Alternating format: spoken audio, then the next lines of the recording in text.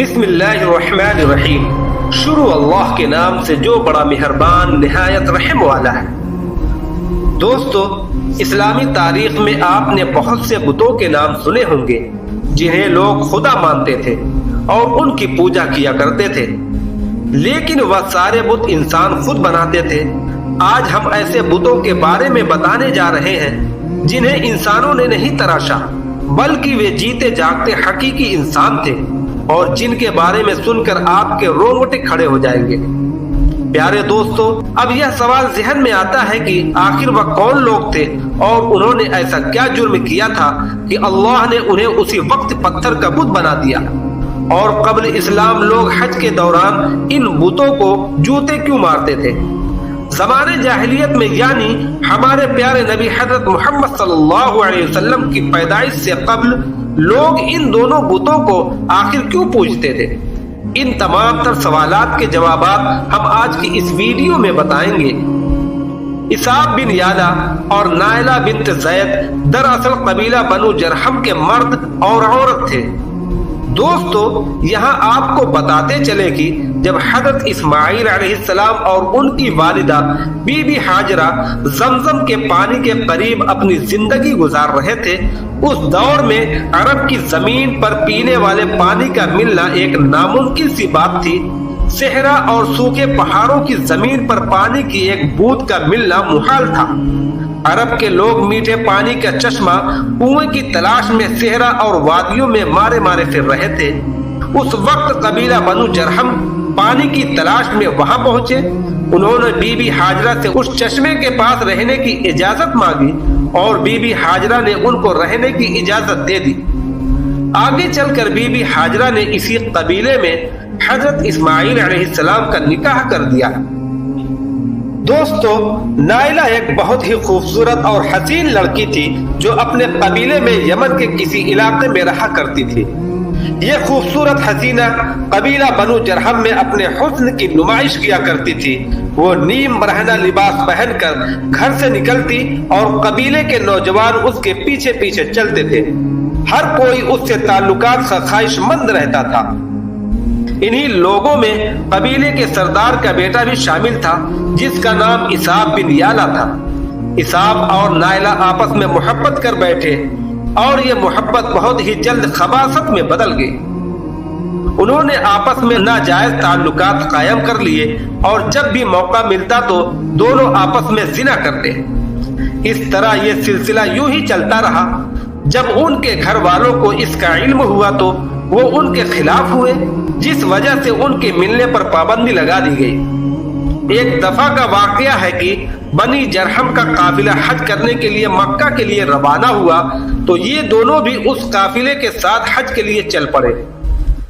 قافلہ مکہ پہنچا اور یہ حج کے ایام تھے۔ انہی دنوں کا واقعہ ہے کہ ایک روز کعبے میں لوگوں کی تعداد بہت ہی کم تھی اور آس پاس کوئی بھی موجود نہ تھا، لہذا شیطان نے ان دونوں کے دلوں میں فساد ڈالنا شروع کیا۔ وہ دونوں خانہ کعبہ میں داخل ہوئے اور اس تنہائی کے عالم میں زنا کرنے لگے۔ ان کے اس خباثت اور کعبۃ اللہ کی بے حرمتی پر زمین آسمان کانپ اٹھا، سمندر کی موج جوش مارنے لگی اور اللہ تبارک و تعالی کی طرف سے عذاب نازل ہو گیا۔ ہوا یوں کہ جب وہ خانہ کعبہ کے اندر بدفعلی کر رہے تھے تو اسی وقت ان کی روح قبض کر لی گئی اور ان کے گوشت کے جسم پتھر کے بنتے چلے گئے۔ اس وقت ان کے قریب کوئی نہیں تھا، اس لیے جو کچھ ان پر گزری ہوگی وہ ان کے سوا کوئی نہیں جانتا۔ دوستو، یہ لمحہ انتہائی خوفناک اور عجیب و غریب تھا۔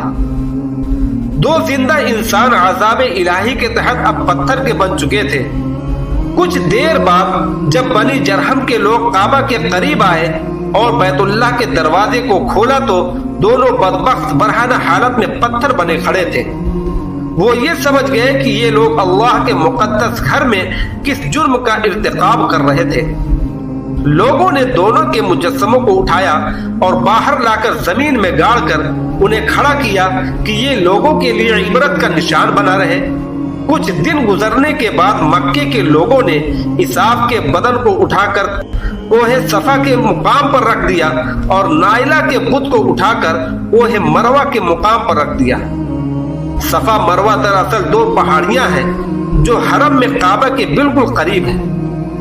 انہی دو پہاڑیوں پر چڑھ کر اور چکر لگا کر بی بی ہاجرہ علیہ السلام نے اس وقت پانی کی تلاش کی تھی جب حضرت اسماعیل علیہ السلام شیر خوار بچے تھے اور پیاس کی شدت سے بے قرار ہو گئے تھے۔ اس لیے زمانے قدیم میں سے یہ دونوں پہاڑیاں بہت مقدس مانی جاتی تھی اور حاجی ان پر چڑھ کر بڑے احترام اور جذبہ عقیدت کے ساتھ طواف کیا کرتے تھے۔ جب اسحاق اور نائلہ کے بت کو صفا مروہ پر رکھا گیا تو ان کی یہ سزا تجویز کی گئی کہ جو شخص بھی صفا مروہ پر جائے وہ ان دونوں بتوں کو ایک ایک جوتے مارے۔ ایک دو نسلوں تک تو یہ عمل جاری رہا، پھر لوگوں نے انہیں جوتوں کے بجائے تھپڑ مارنا شروع کیا اور کچھ نسلوں بعد لوگ انہیں صرف ہاتھ لگایا کرتے تھے۔ اس طرح وقت گزرنے کے ساتھ ساتھ لوگوں نے ان سے عبرت حاصل کرنا کم اور ان کی تعظیم زیادہ کرنے لگے، یہاں تک کہ ایک وقت ایسا آیا کہ عربوں نے جاہلیت کی بنا پر ان کو محبت کی علامت قرار دینا شروع کر دیا اور قبیلوں میں ان دونوں کے عشق کی داستان کو فخر سے بیان کیا جانے لگا۔ آہستہ آہستہ یہ محبت کی دیوی اور دیوتا قرار پائے۔ اب ان دونوں بتوں کی باقاعدہ عبادت کی جانے لگی، ان سے منتیں اور مرادیں مانگی جانے لگی۔ اتنے بڑے گناہ کے انجام میں گرفتار دونوں بتوں کو خدا بنا لیا گیا، ان بتوں کو سجدے کیے جانے لگے، ان کے سامنے قربانی کی جانے لگی۔ 5ویں صدی تک اسحاق اور نائلہ کے اس بت کو عربوں کے بڑے بتوں میں شمار کیا جاتا تھا جن کے آگے لوگ سجدہ کیا کرتے تھے اور قربانی بھی چڑھایا کرتے تھے۔ حضرت زید بن حارث رضی اللہ تعالی عنہ بیان کرتے ہیں کہ زمانے جاہلیت میں جب مشرکوں نے مکہ بیت اللہ کا طواف کرتے تو اسحاق نائلہ کے اس بت کو چھوتے۔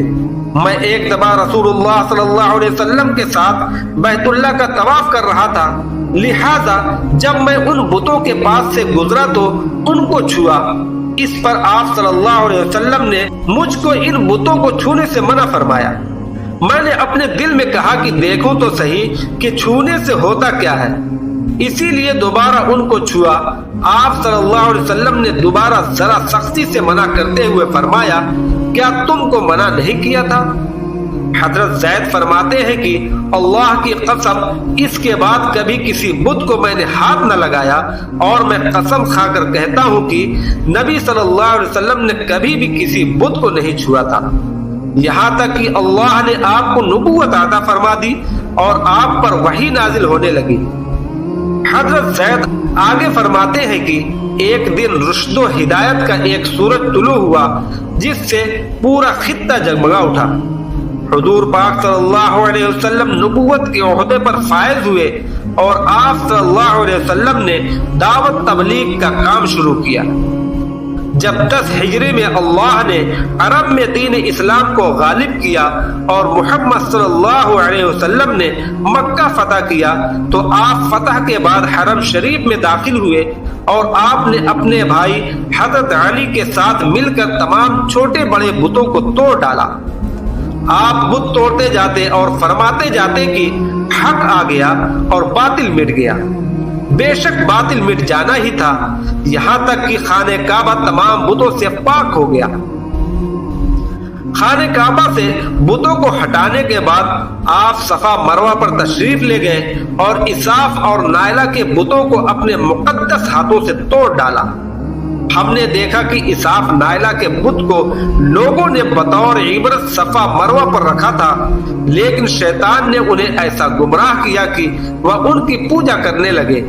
صرف یہی نہیں بلکہ زنا جیسے بدترین جرم جسے کعبہ شریف کے اندر کیا گیا تھا، لوگ اس داستان کو فخر کے طور پر بیان کرنے لگے۔ ہونا تو یہ چاہیے تھا کہ ان کی اس بد فعلی پر لعنت کی جاتی، لیکن اس گناہ کو داستان عشق بنا دیا اور اسحاق نائلہ کو ایک رول ماڈل کے طور پر پیش کرنے لگے۔ ہماری دعا ہے کہ اللہ تبارک و تعالی ہمیں شرک سے بچائے اور ایمان والی موت نصیب فرمائے۔ آمین ثم آمین۔